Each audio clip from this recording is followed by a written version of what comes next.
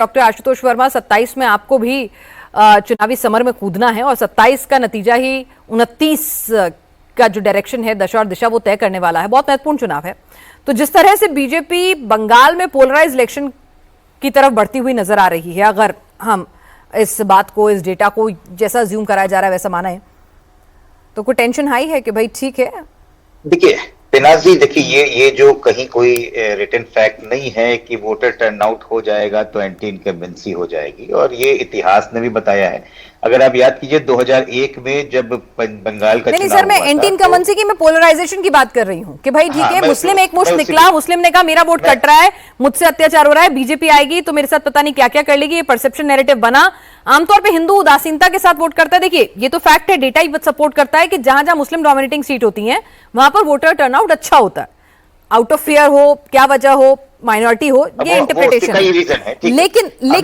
लेकिन इस बार हिंदू बहुल सीटों पे जो हाई वोटर टर्नआउट है, तो वो क्या कहीं ना कहीं अलार्मिंग आप लोगों के लिए भी है?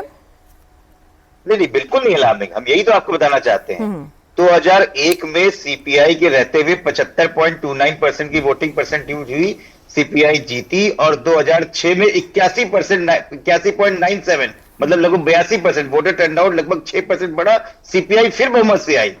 ये बंगाल ने कभी इस बात को माना ही नहीं कि वोटर टर्नआउट बढ़ने से एंटी इनकम्बेंसी होती है, पहली बात। दूसरी बात, 2021 में हम डाटा पे बात करते हैं, टीएमसी 48% वोट लेके आई थी।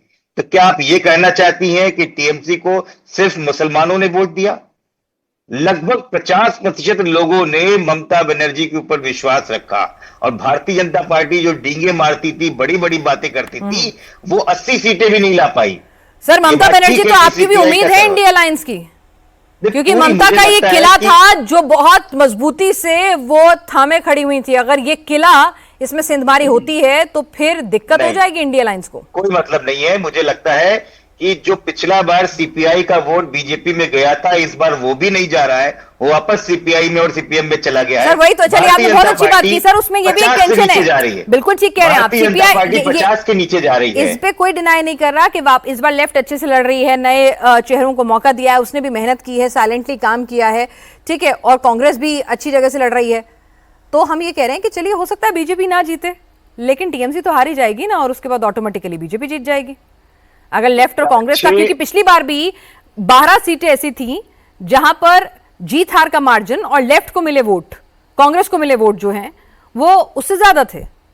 लेकिन आप पूरा इतिहास में तो बताइए, 2011 में भी सीपीआई और कांग्रेस अच्छा लड़ती थी, ममता जी जीती। 2016 में भी कांग्रेस और सीपीआई लड़ती थी, फिर ममता जी जीती, और 2021 में भी लड़ी, वहां पे भाजपा आ गई उनकी जगह पर, लेकिन ममता जी का ग्राफ बढ़ता चला गया। मैं वही कह रहा हूं, कोई दोहराई नहीं है सर कि दीदी ने तमाम चीजों को प्रो इनकम्बेंसी में कन्वर्ट किया है, और इस बार भी प्रो इनकम्बेंसी के साथ सरकार बन रही है। चलिए सरकार बन रही है, किला नहीं ढह रहा है, लेकिन फिर और इसको अब इंटरप्रेट करते हैं जी। शुदाशील घोष जी, मैं आऊंगी, कुछ डेटा अपने दर्शकों को दिखाते हैं। हम क्यों कह रहे हैं कि जो सेकंड फेज की 142 सीटें हैं वो दरअसल बीजेपी के लिए एक तरह से सेकंड लाइफलाइन, ममता बनर्जी के लिए सेकंड लाइफलाइन है, क्योंकि अगर फर्स्ट फेज में बीजेपी के लिए माना जाता है अच्छा फेज है और वहां पर उसका संगठन भी मजबूत है, समीकरण भी उसके हक में जाते हैं, लेकिन जो सेकंड फेज है, आपके स्क्रीन पर डेटा दिख रहा होगा, सेकंड फेज बीजेपी के लिए बहुत बड़ी चुनौती रहता है। 142 सीटें हैं, टीएमसी के खाते में 123 सीटें हैं, बीजेपी के खाते में 18 सीटें हैं, अन्य को 1 सीट मिली है। अब अगर इसको आप थोड़ा फर्दर रीजन वाइज बात करें तो साउथ बंगाल से ही सीट आई हैं, 107 सीटें हैं साउथ बंगाल की, और बीजेपी के पास 18 हैं, यानी कि जो पूरे की पूरी सेकंड फेज की 142 सीटें हैं उसमें से 18 साउथ बंगाल से आई हैं और टीएमसी के खाते में 89 गई हैं। अब बात करते हैं भद्रलोक की। जी हां, भद्रलोक, ग्रेटर कोलकाता, इस रीजन में बीजेपी निल बटे सन्नाटा है, 0, और कहा जा रहा है कि भाई भद्रलोक में जब तक सेंध नहीं मारेगी ना बीजेपी, तब तक ये जो 18 है भाई दुगना दे देंगे, तो 18 का 36 और 110 का दावा आप कर रहे हैं, हो सकता है 100 पे आके गाड़ी ठहरे, चाहिए तो आपको कम से कम 48-50, तो कहां से आएंगे अगर बहुत ऑप्टिमिस्टिक भी हो जाए बीजेपी के लिए? तो क्या बीजेपी इस फेज में वाकई में भद्रलोक में कुछ किला ममता दीदी का भेद पाएगी, भद्रलोक के हिंदू वोट बैंक को अपनी तरफ खींच पाएगी? इस पर भी हम चर्चा करेंगे, लेकिन जरा कमल खिलाने का मौका कहां कहां है और कहां कहां बीजेपी जो है बुलिश है, ये भी हम आपको बता दें। जहां पर सीटें ऐसी हैं, आप देखिए, कालना, तारकेश्वर, विधाननगर, बर्धमान दक्षिण, तेहटा, ये वो सीटें हैं जहां पर हार जीत का मार्जिन जो था टीएमसी और बीजेपी के बीच में वो 10,000 से कम रहा था। तो अगर अब स्थितियां पलटी हैं, बीजेपी ने भी कोर्स करेक्शन किया है, बंगाली बनाम बाहरी की लड़ाई को उसने सुवेंदु बनाम ममता बनर्जी कन्वर्ट कर दिया है, अपनी स्ट्रैटेजी में भी हार्ड हिंदुत्व की लाइन को अलहदा रखा है उन्होंने, और एंटी इनकम्बेंसी पे फोकस किया है, नौकरी पर, महिला सुरक्षा पर फोकस किया है, तो क्या बीजेपी ने जो कोर्स करेक्शन किया है वो बीजेपी को भद्रलोक में कहीं ना कहीं जगह दिलवा पाएगा?